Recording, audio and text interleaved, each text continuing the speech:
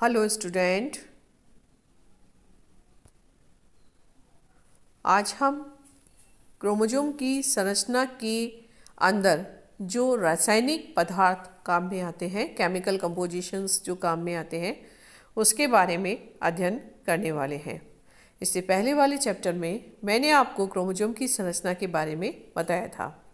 देखो बच्चों, क्रोमोसोम के बारे में अब तक आप ये समझ चुके होंगे कि एक लंबा लीनियर डीएनए मॉलिक्यूल है जो कि प्रोटीन के साथ जुड़ा हुआ है और प्रोटीन के साथ जुड़ के उसने एक कॉम्पैक्ट संरचना का निर्माण किया है जिसे हम क्रोमेटिन कहते हैं।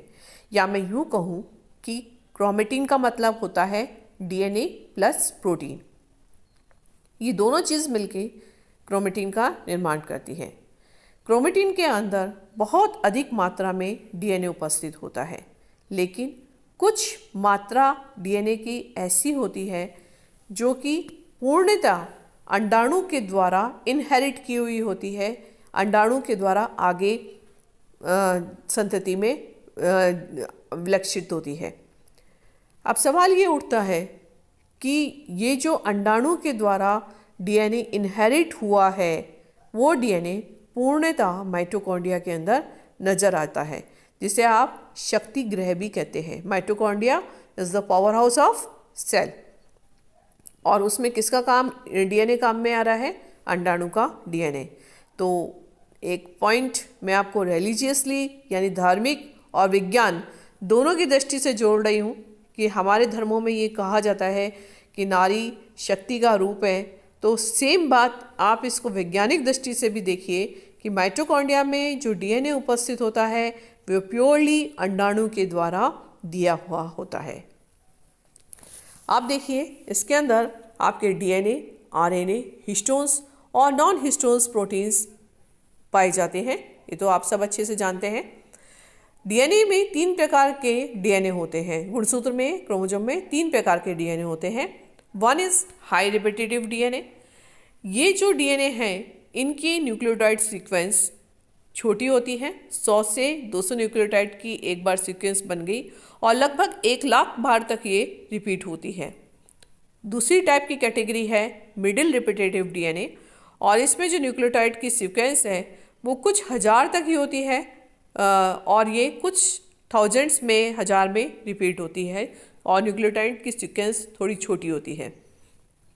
नॉन रिपीटेटिव डीएनए, ये जो डीएनए होगा वो जीनोम में सिर्फ एक ही बार पाया जाएगा और देखा जाए तो ये आनुवंशिक दृष्टि से सबसे इम्पॉर्टेंट होता है, जो कि एक पीढ़ी से दूसरी पीढ़ी में अपने गुणों को दर्शाता है। अब आइए हेटेरोपिग्नोसिस और यूक्रोमेटिन। माइटोसिस और मियोसिस, इन दोनों की प्रावस्थाओं में क्रोमोसोम जो है वो शेष गुणसूत्र की तुलना में अधिक संघनित और अभिरंजित होता है। इसे हेटेरोपिग्नोसिस कहा जाता है। हेटेरोपिग्नोसिस दर्शाने वाले गुणसूत्र को हेटेरोक्रोमेटिन और नहीं व्यक्त करने वाले क्रोमोसोम को यूक्रोमेटिन कहा जाता है। सेंट्रोमियर के चारों तरफ सभी गुणसूत्रों में तथा गुणसूत्र के सिरे पर हेटेरोक्रोमेटिन उपस्थित होता है। यूक्रोमेटिन डीएनए, जहाँ पे आपको संघनन या स्टेनिंग ज़्यादा गहरी नज़र नहीं आती, डीएनए का वो भाग यूक्रोमेटिक डीएनए कहलाता है। और यूक्रोमेटिक डीएनए भाग एडेनिन थाइमिन का और साइटोसिन गुआनिन का बना होता है, जबकि हेटेरोक्रोमेटिक डीएनए जो है वो उसमें एक ही प्रकार की सीक्वेंस पाई जाएगी, या तो एडेनिन थाइमिन की या साइटोसिन गुआनिन की। हेटेरोक्रोमेटिक 2 प्रकार का बना होता है। फैकल्टेटिव क्रोमेटिन, फैकल्टेटिव क्रोमेटिन में एक गुणसूत्र पूर्णतः हेटेरोक्रोमेटिक होता है और ये आपके मादाओं के अंदर जो 2 एक्स क्रोमोसोम होते हैं उनमें से एक एक्स क्रोमोसोम पूर्णतः हेटेरोक्रोमेटिक हो जाता है और बार बॉडी में निरूपित हो जाता है। ये हेटेरोक्रोमेटिक क्रोमोसोम अधिक से अधिकता से स्टेन लेता है और फीमेल की हर सेल के अंदर स्पष्ट रूप से नजर आता है। तो मेल और फीमेल सेल को आइडेंटिफाई करने का भी, पहचानने का भी एक तरीका होता है। यदि बार बॉडीज़ जो कि स्टेनिंग ले रही हैं, इस टाइप की यदि कोई कोशिका उपस्थित है तो निश्चित तौर पे वो मादा की होगी, और यदि यदि गहरी स्टेन नहीं ले रही है तो वो मादा की नहीं होगी। और नर में केवल एक ही क्रोमोसोम होता है, एक्स क्रोमोसोम केवल एक ही होता है और वो यू क्रोमेटिन प्रकार का होता है। कंस्ट्रक्टिव हेट्रोक्रोमेटिन, ये हेट्रोक्रोमेटिन क्रोमोसोम पेयर के दोनों गुणसूत्र में पाया जाता है और ये सेंट्रोमेरिक, टीलोमियर और न्यूक्लियोलर ऑर्गेनाइजर रीजन में पाया जाता है, जहाँ से ये न्यूक्लियोलस से संबंधित होता है। अब आते हैं हम क्रोमोसोम के मुख्य भाग, मुख्य अवयव हिस्टोन प्रोटीन के ऊपर। हिस्टोन प्रोटीन क्रोमोसोम का सबसे बड़ा भाग बनाते हैं। हिस्टोन प्रोटीन डीएनए को संरचना देते हैं और डीएनए के साथ मिलकर क्रोमेटिन का प्रमुख घटक बनाते हैं। हिस्टोन का कार्य होता है डीएनए को छोटे वॉल्यूम में फिट करने के लिए प्रेरित करना, डीएनए रेप्लिकेशन के समय डीएनए को मजबूती देना और जीन एक्सप्रेशन यानी कि जीन अभिव्यक्ति को स्वतंत्र करना और उसमें सहायक होना।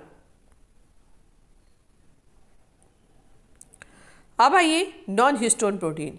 जैसा कि आप अभी पहले हिस्टोन प्रोटीन के बारे में पढ़ के आए हैं कि हिस्टोन प्रोटीन जो कि बहुत अधिक क्रोमोसोम को स्टेबिलिटी प्रदान करते हैं, नॉन हिस्टोन प्रोटीन का काम इससे उल्टा है।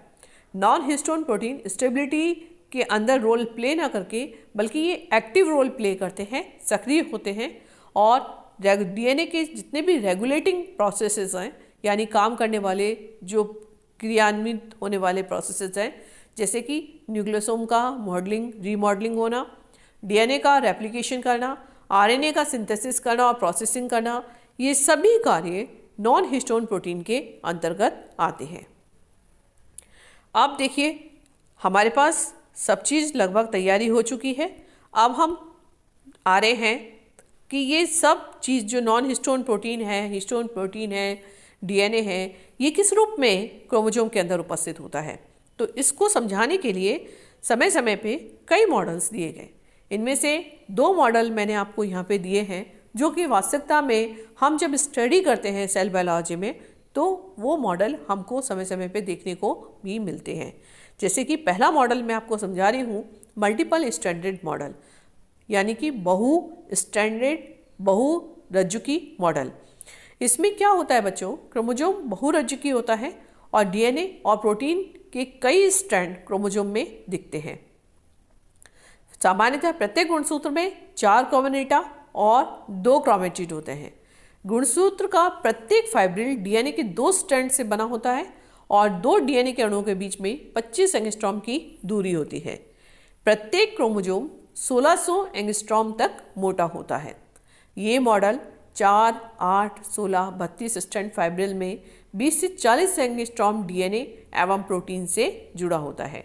इसका मैंने एक एग्जाम्पल भी दिया है कि अमीबा प्रोटीज का अगर आप क्रोमोसोम देखें तो उसमें वो 16 स्ट्रैंड का बना होता है और यदि मॉस्किटो का आप क्रोमोसोम देखें तो उसमें 16 से 32 स्ट्रैंड का क्रोमोसोम पाया जाता है, यानी 16 से 32 डीएनए के अणु होते हैं। और अमीबा प्रोटीज का आप क्रोमोसोम मॉडल देखें तो उसमें 16 स्ट्रैंड पाए जाते हैं। न्यूक्लियोसोम मॉडल, ये मॉडल सबसे ज़्यादा तर्कसंगत है और इस मॉडल को देने वाले थे R.D. कॉर्नबर्ग और J.O. थॉमस। इन्होंने जो न्यूक्लियोसोम मॉडल प्रतिपादित किया वो सबसे अधिक तर्कसंगत है और क्रोमोसोम की विभिन्न संरचनाओं को स्पष्ट रूप से समझाता है। रेस्टिंग फेज में क्रोमोसोम को पहचाना नहीं जा सकता क्योंकि ये क्रोमेटिन होती हैं और क्रोमेटिन की उप इकाइयाँ न्यूक्लियोसोम होती हैं जो कि दीर्घवर्ती दानों के रूप में, एक चेन के रूप में होती हैं और पतले धागों से जुड़ी होती हैं। इन इलेप्सॉइड बीड को हम न्यूक्लियोसोम कहते हैं। ये न्यूक्लियोसोम 110 एंगस्ट्रॉम व्यास के और 60 एंगस्ट्रॉम दीर्घवृत्तीय दाने के रूप में होता है। न्यूक्लियोसोम के केंद्र भाग में क्रोमेटोसोम होता है जो कि डीएनए डुप्लेक्स के 2 चक्र रखता है और प्रत्येक चक्र में 83 बेस पेयर होते हैं। ये हिस्टोन की बनी ऑक्टोमर रचना पर कुंडलित होता है। आप इधर बच्चों इसका डायग्राम देखिए, इस डायग्राम से आप समझेंगे। देखिए आप, ये न्यूक्लियोसोम मोती के रूप में जैसे एक माला हो और माला का जो मोती है वो आपका न्यूक्लियोसोम है और ये न्यूक्लियोसोम आपका बना हुआ है हिस्टोन और डीएनए का।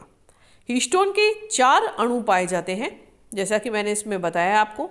हिस्टोन के 4 अणु होते हैं, H2O, H2B, H3 और H4। ये चारों अणु ऑक्टामर यानी 4 आगे की तरफ और 4 पीछे की तरफ व्यवस्थित होते हैं। इन 8 अणुओं के बीच में डीएनए का अणु उपस्थित होता है। इस न्यूक्लियोसोम का ये जो एक कोर पार्टिकल है, इसमें लगभग 146 बेस पेयर उपस्थित होते हैं और जो कि 1.67 लेफ्ट हैंडेड यानी बाईं तरफ सुपर हेलिक्स टर्न के अंदर व्यवस्थित होते हैं। देखिए आप, कोर पार्टिकल जो 2 न्यूक्लियोसोम के कोर पार्टिकल हैं, ये आपस में लिंकर डीएनए के द्वारा जुड़े हुए हैं। यहाँ पर लिंकर डीएनए के साथ H1 प्रोटीन उपस्थित होता है। लिंकर डीएनए में लगभग 80 बेस पेयर पाए जाते हैं। लिंकर डीएनए के द्वारा दूसरा न्यूक्लियोसोम जुड़ा हुआ होता है। ये जो न्यूक्लियोसोम है बच्चों, जिसमें कंडेंस रूप में या संघनित रूप में आपके क्या उपस्थित है, डीएनए उपस्थित है।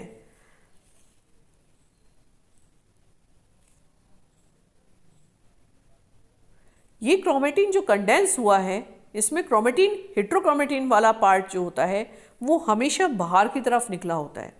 ये जो आप देख रहे हैं न्यूक्लियोसोम का मॉडल, इस न्यूक्लियोसोम मॉडल में हेट्रोक्रोमेटिन वाला जो भाग होता है बच्चों, वो हमेशा बाहर निकला रहता है और यूक्रोमेटिन वाला भाग अंदर की तरफ उपस्थित होता है। ऐसा क्यों होता है? क्योंकि हेट्रोक्रोमेटिन वाला भाग जो होता है वो कई बार रिपीट होता है, जबकि यूक्रोमेटिन वाला भाग सक्रिय होता है। तो यदि किसी अल्ट्रावायलेट रेज से यदि नुकसान पहुँचे तो वो सिर्फ हेट्रोक्रोमेटिन को ही पहुँचता है, यूक्रोमेटिन सेफ रह जाता है। ये जो न्यूक्लियोसोम हैं, ये पुनः संघनित होते हैं और संघनित होने के पश्चात ये आप सोलेनाइड मॉडल का निर्माण करते हैं। देखो बच्चों, इसमें एक मैंने लाइन देखी है, 10 नैनोमीटर के फिलामेंट आपस में पुनः फोल्ड होते हैं और एक 300 एंगस्ट्रॉम का फिलामेंट बनाते हैं, जो कि सोलेनॉइड कहलाता है। जो आप न्यूक्लियोसोम का मॉडल देख रहे हैं, इसमें ये जो फिलामेंट है वो 10 नैनोमीटर का है, पुनः अपने ऊपर फोल्ड होगा और एक बड़ा थिक फोल्ड धागा बनाएगा, मोटा थिकर फिलामेंट बनाएगा, जो कि आपकी 300 एंगस्ट्रॉम का होता है। इस प्रकार न्यूक्लियोसोम और संघनित अवस्था के अंदर सोलेनाइड रूप में मिलते हैं। तो ये बच्चों, आप लोगों को ये वीडियो जरूर पसंद आएगा। आप लोग वीडियो और पीडीएफ साथ साथ चलाकर काम करें, दोनों को साथ साथ समझेंगे तो आपको अच्छा वो मिलेगा, अच्छा रिस्पॉन्स भी मिलेगा और आपकी स्टडी के लिए भी ये एक काम का वीडियो साबित होगा। आशा है आप सभी बच्चों को ये वीडियो ज़रूर पसंद आएगा। Thank you so much.